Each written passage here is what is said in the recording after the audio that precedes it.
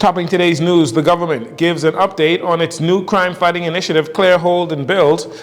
The new anti-gang legislation is beginning to take effect, and a corrections officer faced the judge after trying to smuggle drugs into the prison.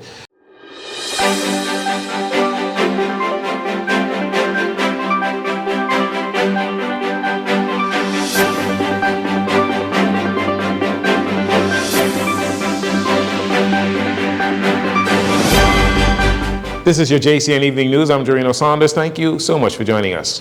Crimes, especially those committed with firearms, continue to be a major cause for concern for residents and the government.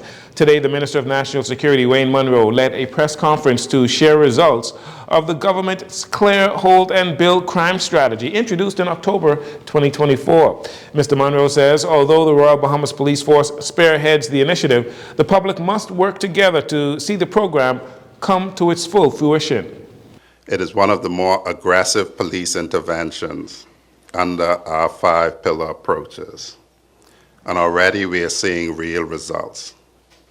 This initiative relies heavily on the hard work of the men and women of the Royal Bahamas Police Force, but as I said, it must go beyond policing.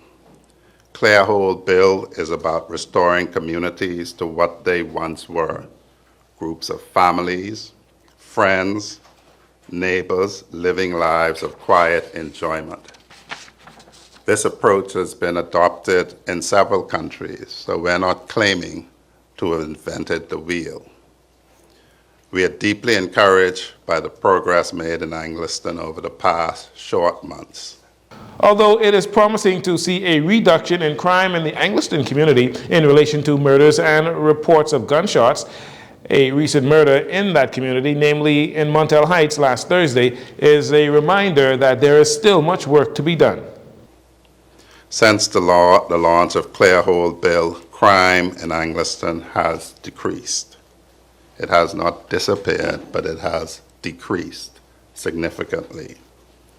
However, as we saw in the tragic murder of the young man still in his teens in that constituency just a few days ago, there's still more work to be done. Every life is precious. And as I've said since I assumed this chair, I do not count murders because one murder is one too many. My heartfelt condolences goes out to the families and loved ones of the victims, as well as the community of Montel Heights, which is a part of the Angliston constituency. Hopefully the work that is being done means that other families and loved ones will not be grieving a tragic loss. The Minister of National Security, Wayne Munro, says as they continue to support the needs of Angliston residents, more of the build aspect of the initiative is underway. In April last year, the Davis administration introduced a suite of new anti-gang laws aimed at dismantling, extinguishing gangs, and preventing gangs from recruiting new members in an effort to eradicate those gangs, as police investigations have shown that many of the murders and associated crimes like attempted murders and carjackings are the result of gang activity and retaliation as well. At that time, the government admitted that it would take some time for the new anti-gang laws to begin to have an effect. Well, today, as the Clear, Hold, Build press conference was held at the office of the Prime Minister, the Commissioner of Police, Shanta Knowles, revealed that the anti-gang laws are beginning to work. And I want to say thank you to the government for providing the tool for us. We had a discussion this morning in my commander's meeting about that law to see where we are. We are actively investigating our very first case. And the update that I got that I can give now to the public is that we are well on the way and hoping that very shortly we'll be able to put persons before the courts and deem them true gang leaders in our community and put them before the courts. And so I'm pleased with the work. It is not something that can happen within the 48 hours of policing any investigation. It is a long investigation that requires us to go and get proper intelligence on and documentation. And I'm pleased to say that we do have one case that we're investigating, and hopefully we will have that before the courts.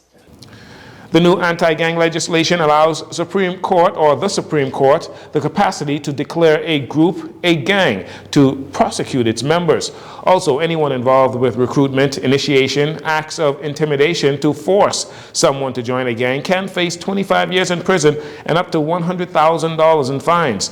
The police commissioner said the new anti-gang initiative will cast a wide net and no one will be exempt. Additionally, she does not want anyone to take for granted how serious and focused she and her officers are when it comes to upholding the law and bringing criminals to justice, especially those involved in gang activities. One of the good ways, or the ways that we see that our efforts are working, is certainly through the Clear Hold and Build initiative. We are going into each community, and we've started with the Angliston community, and we've seen the results. You've heard about the results this morning. And so we intend to continue to be very aggressive in our approach to crime and those who commit crimes in our communities. I don't want anyone to for a second believe that because a woman is in charge of the Royal Bahamas Police Force, she will allow anything or any crime to go unchecked. My officers are quite competent. I believe that they are brave, bold, and dedicated enough to make sure that everyone in our community feels safe. And so I can tell you that my commands I have already issued commands, and I'm seeing the result of those commands. We will not shrink to anyone's challenges of crime in our community. We will show you that we are the top law enforcement to enforce the laws of the Bahamas, and we're not afraid to do so. Commissioner Knowles also shared some of the successes of the Clear Hold and Build initiative with reduced numbers of murders and gunshots, like we said earlier, in that Angliston community. The initiative has now begun in Carmichael and Nassau Village.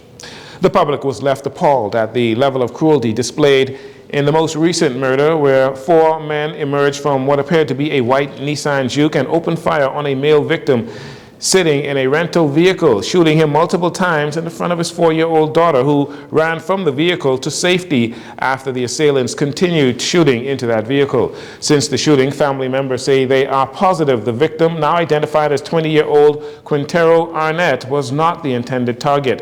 While at the Office of the Prime Minister's police press briefing today, Jcn Knowles, the Commissioner of Police, was asked if this could be confirmed that the victim was not the intended target. It is very early in the investigation. We've heard that, but we have not confirmed that at this point. When we are able to confirm that that person was not the intended target, and we feel the need to bring that to the community, we will certainly do so. But we are talking with the family to see what information we can get as it relates to him. Again, we have not confirmed that information. Our officers from the homicide section are working this case along with all the other open cases to ensure that we can bring them to quick and speedily close, but that we can get people before the courts for them. Sadly, Arnett, whose family members say he was a good young man and a proud father, becomes the 13th victim of murder so far this year.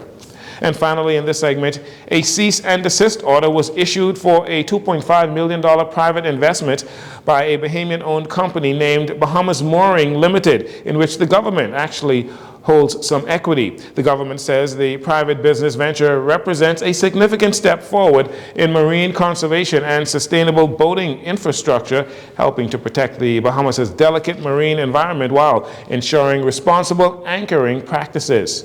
Bahamas Mooring Limited has been granted a seabed lease to install 253 moorings at key locations throughout the Exumas, excluding the Land and Sea Park, subject to conditions set by the government.